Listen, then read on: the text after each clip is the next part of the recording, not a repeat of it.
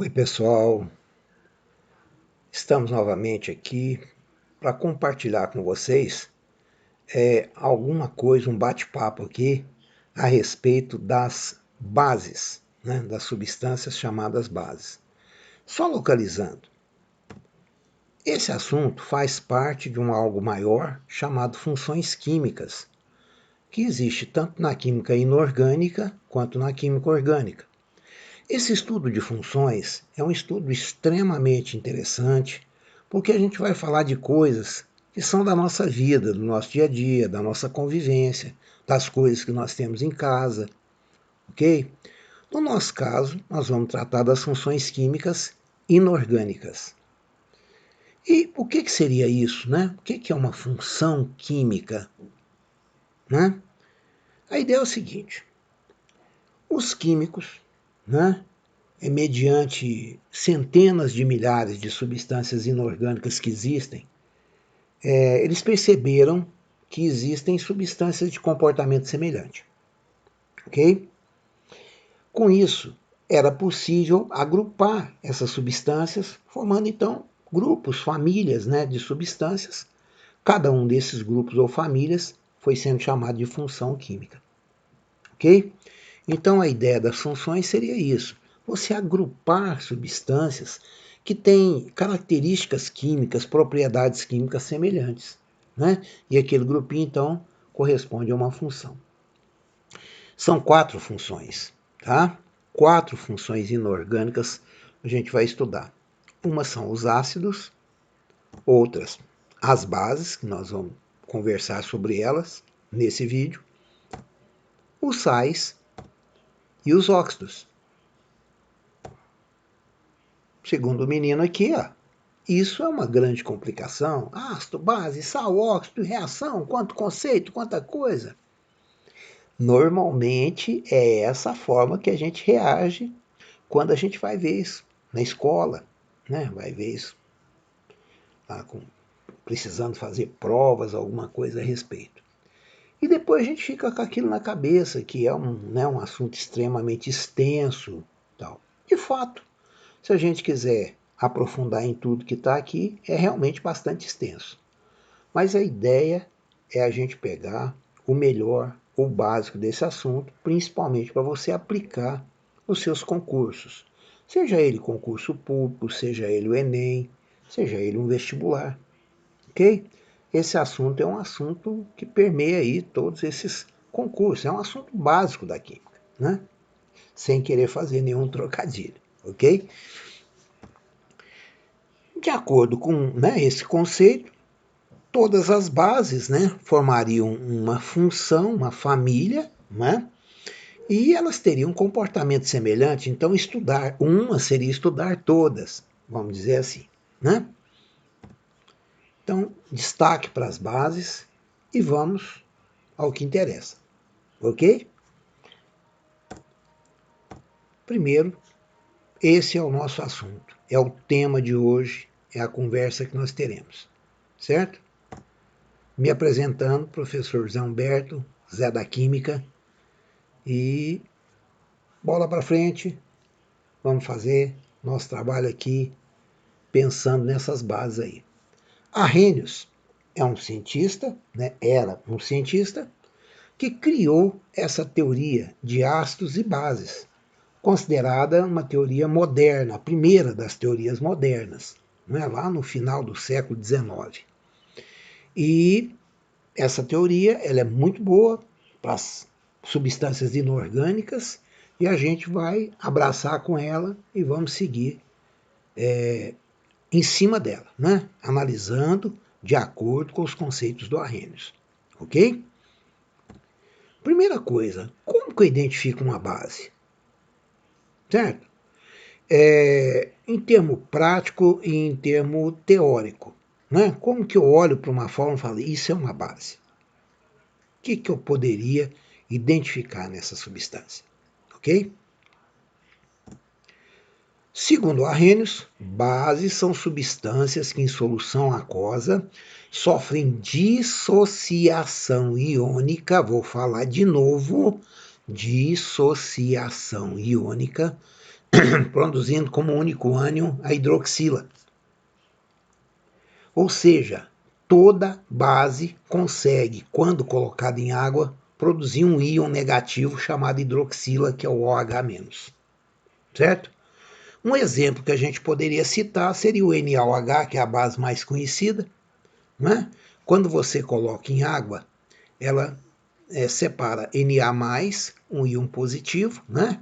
E OH-, um íon negativo. Esse é o que identifica a base. Certinho? Muito bem. Por que eu repeti dissociação iônica? É porque as bases, elas apresentam, de modo geral, ligações iônicas. Por exemplo, o Na se liga ionicamente ao OH. Então, os íons da base, eles já existem independentemente da água, eles já estão formados. Quando cai na água, o que a água faz é uma separação de íons, e isso é chamado dissociação iônica. Ok? Com isso, né, a partir do momento que a base sofre a dissociação, a concentração de hidroxilas que fica ali dentro d'água, a concentração hidroxiliônica, vai sofrer um aumento. A água tem suas próprias hidroxilas, uma pequena quantidade. Quando você coloca a base, essa quantidade aumenta muito, né? Exatamente porque veio as hidroxilas da base, por exemplo, do NaOH, ok? Isso faz com que o pH da solução aumente. Tá? Lembrando, o pH é uma escala que mede a acidez e basicidade das soluções aquosas, ok? O pH varia de 0 a 14. O ponto médio é 7. 7 é um ambiente totalmente neutro, ou seja, a água pura teria pH 7. Quando você coloca base nessa água, né, o pH se eleva, porque pHs na faixa acima de 7 é de substâncias ou de soluções básicas.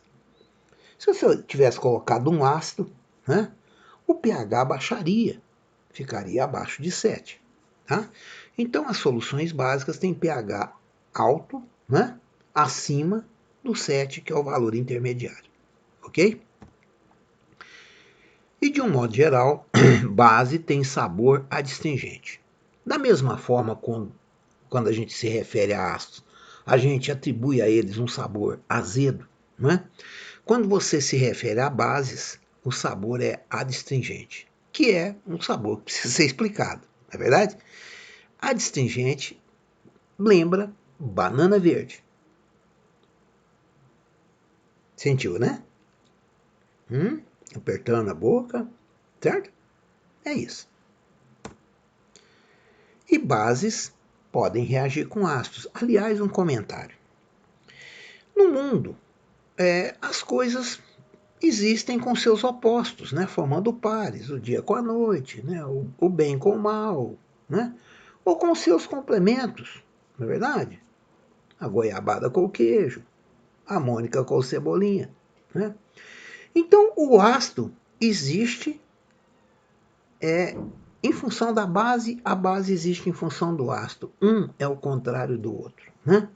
Eu posso até dizer, numa linguagem assim mais popular, menos química, né, que as bases seriam os antiácidos. Né?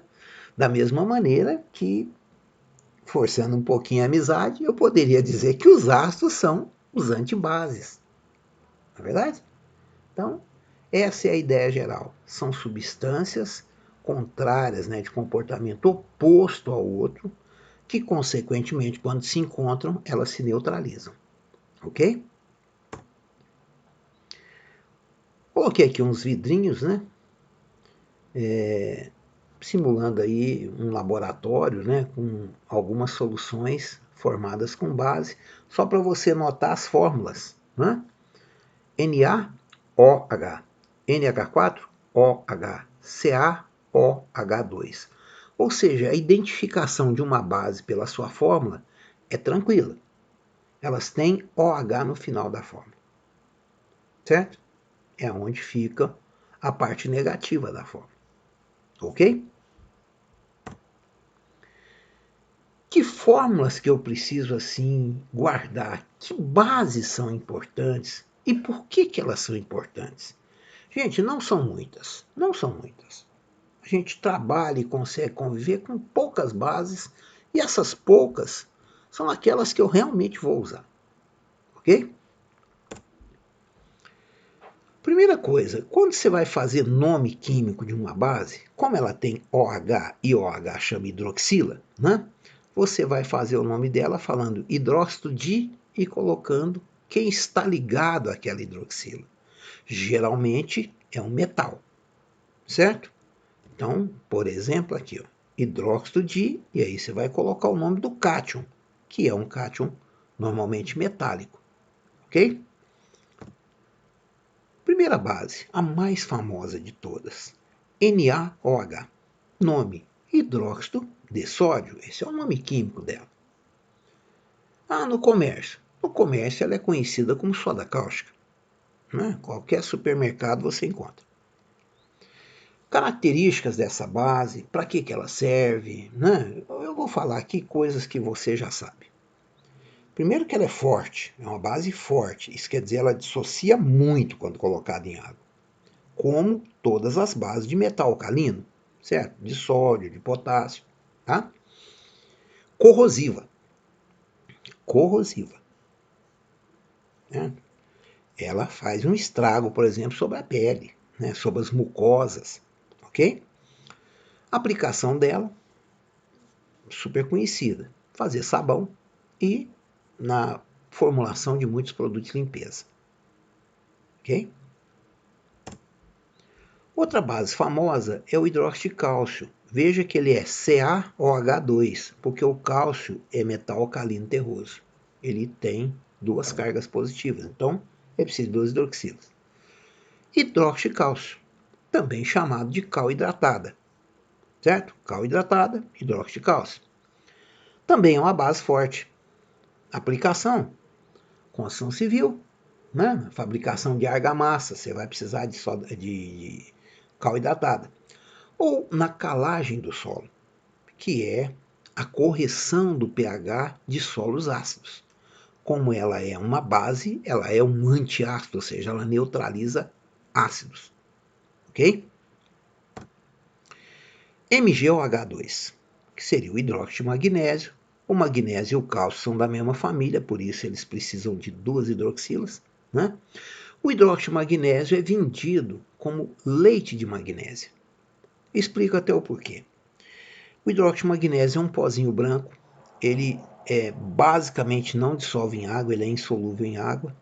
Então o que eles preparam é uma suspensão, ou seja, coloca a água junto com aquele pó. Quando você precisa de tomar aquele produto, você tem que sacudir o vidrinho para o pó misturar com a água, né? E aí você toma.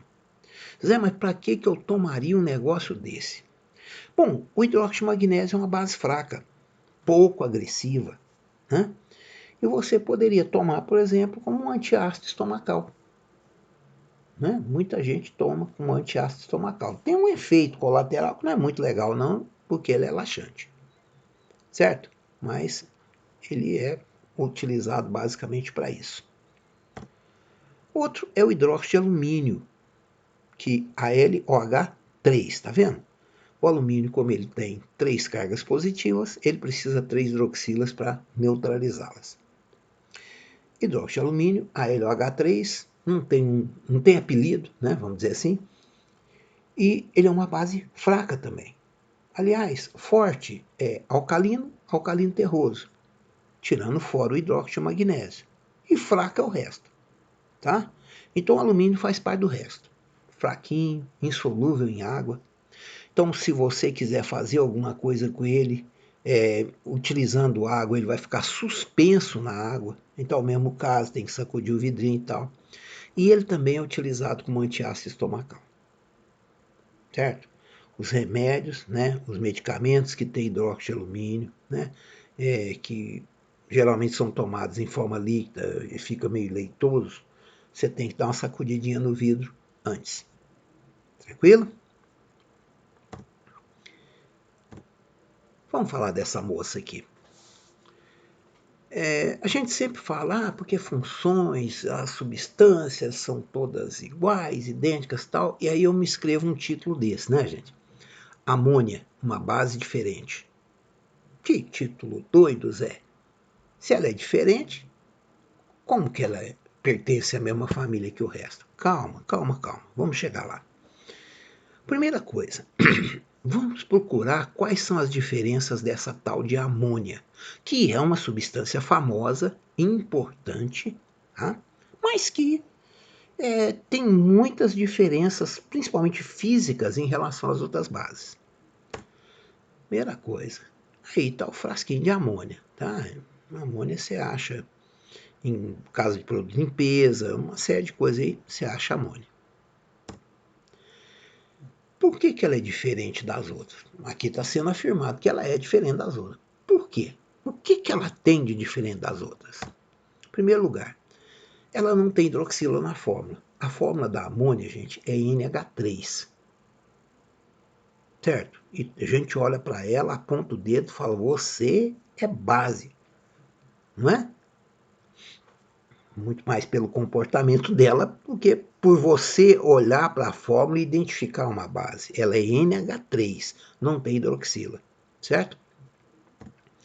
Segunda coisa, ela não é formada por metal. Né? Ela não é assim que nem as outras bases, que tem sódio, que tem cálcio, que tem alumínio. Ela não, ela é formada por nitrogênio. Né? Até podíamos chamá-la de base nitrogenada, certo? Mas não tem metal nessa fórmula. Terceira coisa, ela é formada por moléculas, ela não tem ligação iônica. Então o N liga com o H através de compartilhamento de elétrons. É uma molécula. Ela é um gás, coisa que é absurdamente impossível para as outras bases, porque como elas são iônicas, todas são sólidas. Certo? E aqui não, ela é gasosa. Agora, o que faz eu falar que ela é uma base tendo tantas diferenças?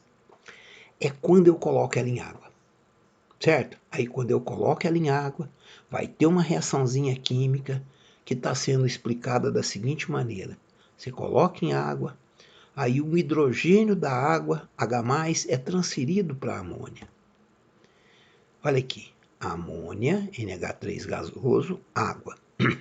Um hidrogêniozinho da água sai daqui e corre para o NH3. Aí ele se transforma em NH4, deixa de se chamar amônia e passa a se chamar amônio. Ok?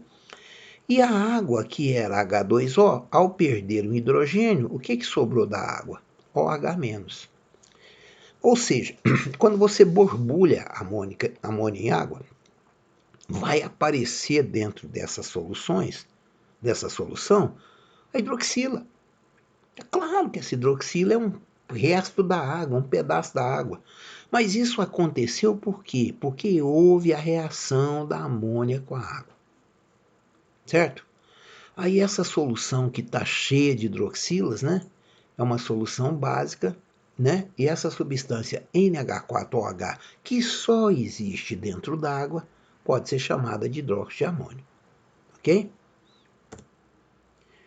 Ela só existe em aquoso e deixa eu te dizer um negócio dela. Primeiro, volátil, né? Porque quem deu origem a ela é a amônia que está no estado gasoso. Segundo, é uma base fraca, tá? É uma base fraca. Tranquilo?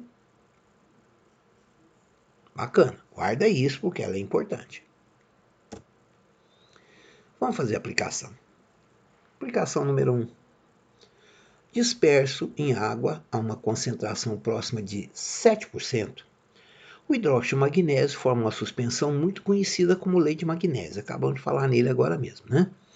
Por ser alcalino, o leite de magnésia é utilizado como antiácido, neutralizando o excesso de acidez estomacal.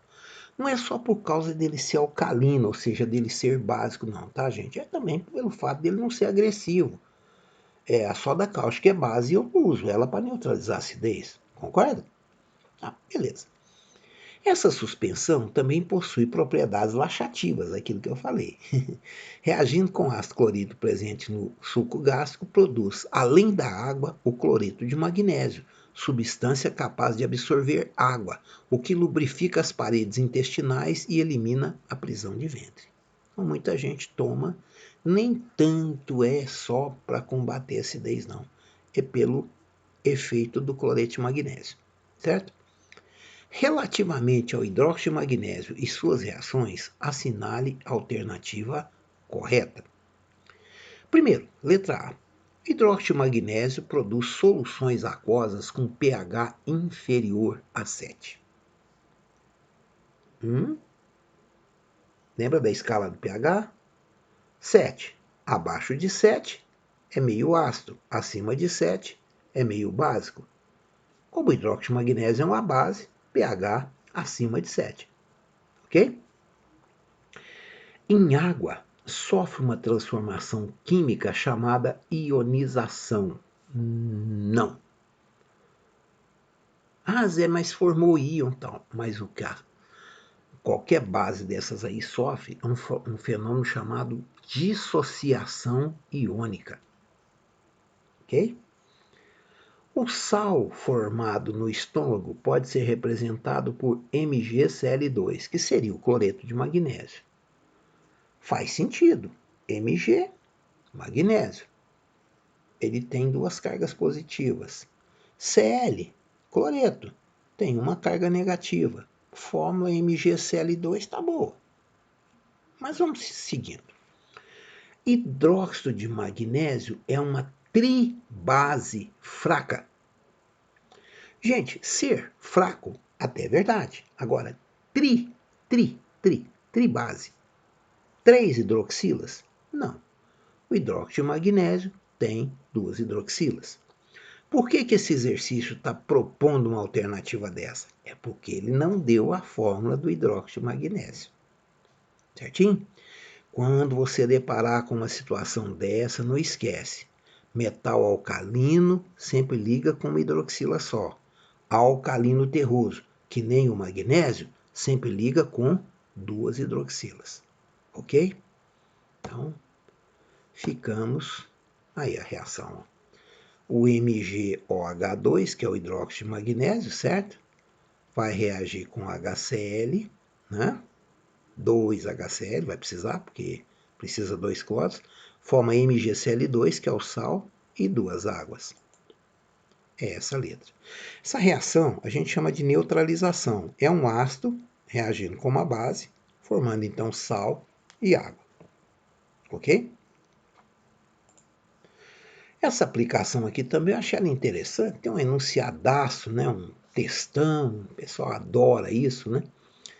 Mas ele tentou relacionar dois conceitos, duas coisas, né? Que seriam o que é um ácido e o que é uma base. Ele começou falando de um ácido, né? O ácido fosfórico é um líquido oleoso, vendido em soluções a 90% em massa. Pode ser usado na remoção de ferrugem, além de ser excelente para produzir superfícies metálicas cromadas. É também usado na fabricação do vidro, na tinturaria, indústrias alimentícias, farmacêuticas e na produção de fertilizantes. Os refrigerantes sabor cola utilizam ácido fosfórico em sua fabricação. Gente, é para dar aquele azedinho, tá? É um conservante, tá? Melhora sabor, é conservante. Tem até autores que falam que quando você toma esse refrigerante, geralmente quando você come fast food, então que ele passa até uma sensação de boca limpa, de dentes limpos, né? Pelo efeito que o ácido fosfórico faz sobre os dentes mesmo. Seu uso ajuda a baixar o pH, realçar o sabor doce e atuar como um conservante da bebida. Uma curiosidade em torno da utilização do ácido fosfórico é que nos anos 50 e 60, muita gente usava refrigerante de cola para limpar partes cromadas de seus veículos. Isso que fica bonito. Os cromados, quando limpa com ácido fosfórico, fica uma maravilha. A ionização total do ácido fosfórico é representada aqui, ó, H3PO4 produzindo 3 Hs e mais um PO4. Então ele é realmente um ácido produz 3 hidrogênios. Identifique a alternativa que apresenta uma base que, na sua dissociação total, produz o mesmo número de íons por fórmula que o ácido fosfórico. Gente, é uma questão de um nível bem legal, certo? Ele falou tudo sobre o ácido fosfórico, mas na verdade ele está querendo te cobrar alguma coisa sobre uma base. E olha, para ela apresentar o mesmo número de íons que o ácido fosfórico, a diferença que tem é o seguinte: enquanto que o ácido fosfórico produz hidrogênios, a base, né, que eu não sei qual é por enquanto, produz hidroxilas. Então teria que ter um empate técnico aí, entendeu? Se o ácido produz 3 hidrogênios, eu deveria procurar uma base que produza 3 hidroxilas. Ok? Então vamos lá. Hidróxido de sódio, NaOH, só uma hidroxila. Hidróxido de alumínio, AlOH3, opa, 3 hidroxilas. Sigamos, calma. Hidróxido de amônio, NH4OH, aquele que só existe dentro d'água, mas só tem uma hidroxila. Hidróxido de cálcio, CaOH2, 2 hidroxilas. Certo? Para empatar com aquele ácido ali, ó, que libera 3 hidrogênios, eu precisaria de uma base com 3 hidroxilas, que no caso seria o hidróxido de alumínio. Ok? Aplicação 3. Em setembro de 2011, no Rio Grande do Sul, pessoas alegaram ter sofrido queimaduras depois de beberem um achocolatado. Olha que perigo, gente. Em março de 2013, ou seja, menos que 2 anos depois, um caso semelhante voltou a ocorrer, agora com suco de maçã. Em função de problemas semelhantes durante o processo de higienização, o achocolatado foi contaminado com água sanitária. E o suco de maçã substituído por soda cáustica 2,5%. Olha que perigo! Pode-se afirmar que, comparados aos produtos não contaminados, os líquidos que causaram problemas aos consumidores apresentavam-se o quê? Gente, ele deu 2 exemplos, nós podíamos pegar pelo último aqui, que nós estamos falando de uma coisa conhecida, soda cáustica. A soda cáustica é uma substância de característica básica, ok? Característica básica. Que é a mesma coisa de dizer característica alcalina.